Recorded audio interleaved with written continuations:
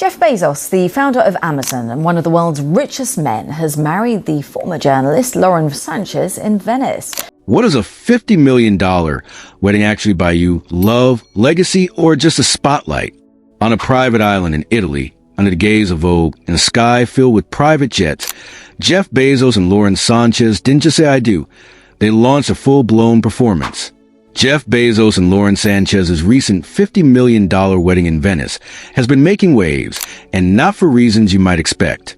What should have been a personal celebration turned into a global spectacle, complete with an entire island, a red carpet, and a guest list packed with celebrities.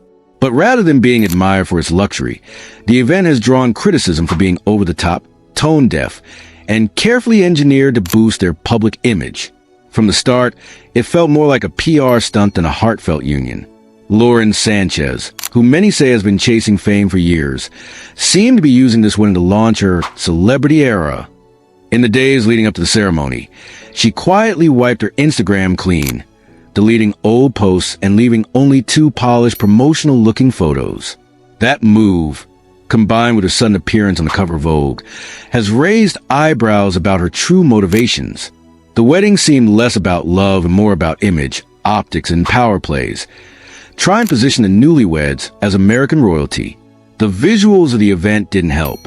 The choice to roll out what looked like corporate office carpet across a Venetian island left many wondering, why spend millions only to make it look so bland and soulless? Critics joked that the gray carpet resembled something straight out of an Amazon boardroom. It was a perfect metaphor for what the whole event represented. Obscene wealth with very little taste. Some even speculated that this was the reason Vogue's legendary editor-in-chief Anna Wintour finally stepped down. She just couldn't co-sign the spectacle. But the real circus wasn't just a decor, it was the guest list. It was a bizarre, chaotic mashup of celebrities who seemingly had no connection to each other. Oprah, the Kardashians, Tom Brady, Usher, Sydney Sweeney, Leonardo DiCaprio, Ellie Goulding, Bill Gates, and more. People couldn't help but ask if these guests were paid to be there. With Bezos' immense wealth, it wouldn't be shocking if many of their flights, hotels, and luxury suites were covered. Reddit users speculated that some guests were probably comped, while others may have received favors. The theory? Bezos and Sánchez weren't just throwing a wedding. They were orchestrating a high-stakes celebrity rebranding campaign. Lauren's appearance also became a hot topic. She wore a tight, heavily structured Dolce & Gabbana gown that, while undeniably expensive, drew mixed reviews. Some said it looked more appropriate for a winter gala than a summer wedding in Italy. Others felt it aged her unnecessarily. And while she did look polished, people couldn't help noticing something off about her appearance, with some accusing her trying too hard to embody the Kardashian aesthetic. Tight dresses, heavily worked-on features, and dramatic poses. Her look sparked comparisons to a cat lady or Catwoman transformation, suggesting that in her quest for glamour, she may have crossed a line into the uncanny. Then there was Leonardo DiCaprio, who many labeled a hypocrite for attending. Known for his climate activism, DiCaprio was spotted hiding under a black baseball cap during his arrival. His low-profile presence, paired with his silence about the wedding's environmental excesses, left critics frustrated. How could he preach about climate change and the dangers of private jets while attending a wedding reportedly featuring 90 private jets? Some sarcastically called Amazon the most eco-friendly company on Earth to highlight the irony. Others dragged Leo for looking miserable and awkward at the event, even though he clearly chose to be there. Meanwhile, the fashion commentary spiraled. Sydney Sweeney, for example, wore a dress that some compared to a Macy's prom gown. Though she looked cute, her presence was puzzling. What was she doing there? Kim Kardashian was stoic and stone-faced the entire time, and her now repetitive tight dress style felt stale. Khloe Kardashian showed up in a massive pink puffball of a dress that looked more suffocating than stylish, and Kylie Jenner's outfit was ridiculed for potentially having a rip in it, and for resembling Lauren's own wedding dress. The comparisons felt awkward and overshadowed whatever individuality the guests were trying to bring. Even Kris Jenner's gown, praised by some, received backhanded compliments suggesting she looked great but her age showed, despite recently debuting a highly publicized facelift. Tom Brady looked unusually gaunt in all black, giving off Skeletor vibes, which prompted speculation about his well-being. Usher's look drew favorable comparisons to Kim Kardashian's Schemes line, with its clean, sleek design. Orlando Bloom made an appearance solo, sparking lighthearted jokes about a potential flirtation with Kim K. Oprah kept it classic, sticking to her signature pinks and purples, and as always, looked regal. Ellie Goulding appeared almost unrecognizable, fit, glowing, and radiant.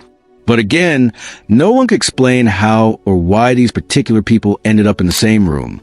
It felt like a Frankenstein's monster of fame, a mix of royalty, pop stars, reality TV icons, tech billionaires, and random influencers stitched together for maximum publicity. This sense of disconnect extended to every part of the event. Even the most intimate wedding details felt choreographed. At one point, reports claimed that an Amazon employee crawled down the aisle with a ring strapped to their collar, which some took as an embarrassing attempt at irony, or just plain dystopian. And let's not forget the corporate carpet moment, immortalized in countless memes and sarcastic TikToks. It looked like the floor of a tech conference rather than the romantic setting of an Italian wedding. And Lauren's ring? People were talking. After many critics called her original engagement ring small by Billionaire standards, it seems Bezos upgraded it. Her new wedding ring was reportedly 3 times the size of the pink diamond she previously wore. It dominated her entire finger, from knuckle to knuckle, and screamed power couple in the flashiest way possible. It felt like the ultimate flex, one last confirmation that this wedding was less about love and more about branding. The entire event became a class commentary. Social media exploded with critiques about the absurd amount of money spent, $48 to $50 million, for what many felt was a soulless, disconnected, and disingenuous party. While the world grapples with real crises, kids without lunch, seniors without health care, Bezos and Sánchez played house on a private island, surrounded by stars flown in on jets that cost tens of thousands per flight. One TikTok viewer summed it up perfectly. The number of people that could have been helped with the money spent on this wedding makes me feel sick. Even Tipper Gore jumped in on the criticism, sarcastically commenting that this wedding was a throwback to the 80s, when big hair and conspicuous consumption ruled. In that sense, maybe Bezos and Sánchez got exactly what they wanted. The wedding wasn't just a celebration. It was a cultural reset for 2 people trying to cement themselves at the top of the celebrity food chain. But in the eyes of many, it backfired. Instead of winning admiration, they became a symbol of everything people resent about the ultra-wealthy, tone-deaf, performative, and disconnected from reality. For Lauren Sánchez, this is clearly the start of a new era, one of polished PR moments, high fashion, and media domination. For Bezos, it's possibly an attempt to rebrand from the aloof tech billionaire into a more relatable leading man. But whether the public buys into it remains to be seen. What's clear is that this wedding wasn't just about love. It was about image, power, status, and maybe, just maybe, a hint of desperation to be seen as something more than rich. So yeah, congratulations to the happy couple. But many won't forget that behind the glitz and glam, all felt eerily hollow. A $50 million fantasy that couldn't hide how little substance lay beneath. As the ceremony unfolded, another strange detail caught the attention of keen observers. The carpet, that gray, generic-looking carpet used throughout the wedding setup, looked more like it belonged in a tech office than a lavish, $50 million Italian island wedding. People began joking online that it was probably borrowed straight from an Amazon headquarters boardroom. It's one thing to go over the top with wedding planning, but it's another thing entirely to invest millions only to have parts of the event look like a corporate conference. The more people looked at the photos, the more the visual choices fell out of place.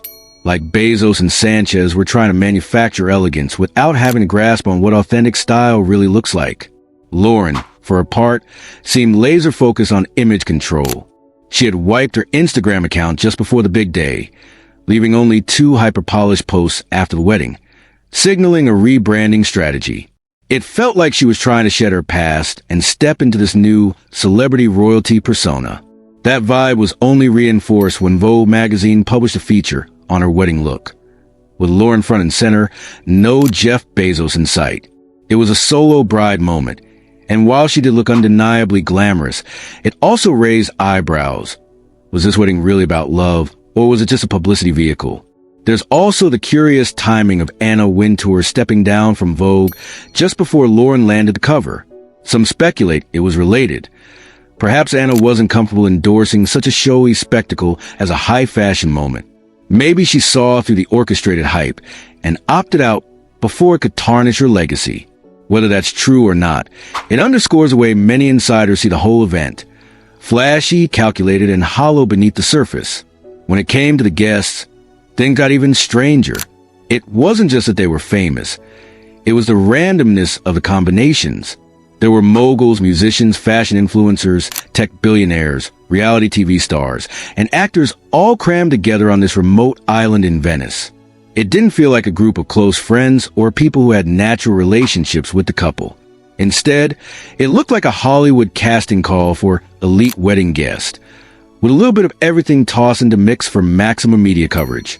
Take Sydney Sweeney, for example, an actress at the top of her game, but still relatively new to this ultra-elite circle. Her attendance sparked questions. Who invited her? Why was she there? Her dress, while cute, looked more like something from a high school prom than a billionaire wedding in Italy. Still, she pulled it off with that charming girl-next-door presence.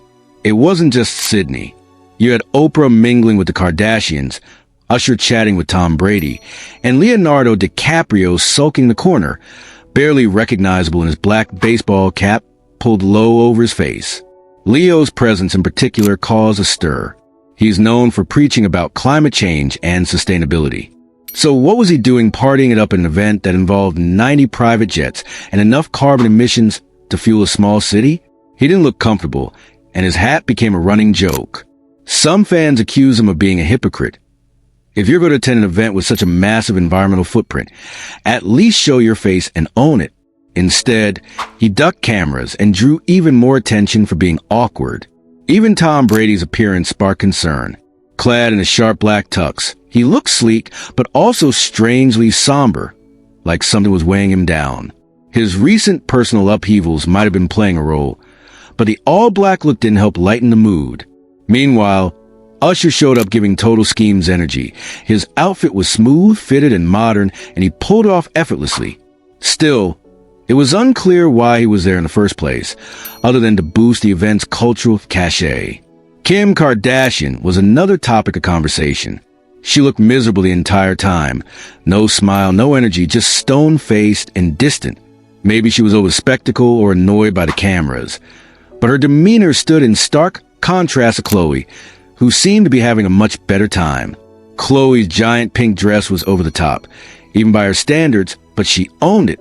Meanwhile, Kylie Jenner wore a dress that seemed oddly similar to Lauren's wedding gown, which was kind of awkward. Some even speculated that Kylie's dress had a rip in it, which added to confusion about whether it was intentional or just a bad fashion moment. Among the more subdued appearances was Orlando Bloom, who came solo. No Katy Perry in sight, which got people buzzing. Still, he looked dapper and played it low-key. Some joked that he and Kim Kardashian should consider dating, an unexpected pairing. But one people could weirdly see working. Ellie Goulding also attended, looking super toned and fit, glowing with a fresh energy that made her nearly unrecognizable from her earlier music days. Then there was Bill Gates, who showed up exactly as you'd imagine, a billionaire with zero fashion sense, looking like the embodiment of wealth without style. It was one of those moments that reminded everyone how much of this event was about money and status, not emotion or intimacy. The most surreal part? The scale of extravagance. Reports estimate the total cost of the wedding hovered near $50 million, though others suggested it was just shy at $48 million. Either way, it's an obscene amount of money for a single day, and it raised deeper questions about how the ultra-rich spend their wealth. While the rest of the world debates whether public schools should get free lunch or if aging seniors can access basic health care, the mega-elite are hosting $50 million parties just for fun. There was even a viral comment from Tipper Gore that gently shaded the entire affair. Welcome to the 80s, when big hair and conspicuous consumption ruled. It was a polite but pointed way of calling the event gaudy and outdated, and it hit a nerve online. That throwback to a more excessive era rang true for many who watched the wedding unfold. It felt like a rich person's fantasy written by people with no connection to what the world actually needs.